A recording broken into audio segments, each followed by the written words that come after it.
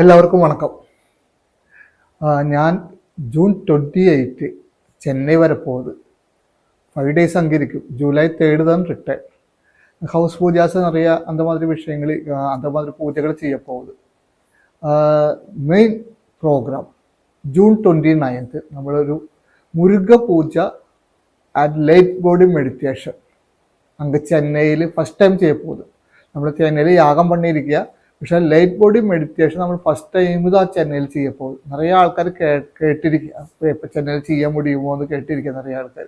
അതുதான் இந்த தடவை ചെന്നൈയിൽ ലൈറ്റ് ബോഡി മെഡിറ്റേഷൻ ജൂൺ 29 നടത്തപ്പോകും. അതിൻ്റെ കൂടെ മുരുക പൂജ ഇരിക്കും.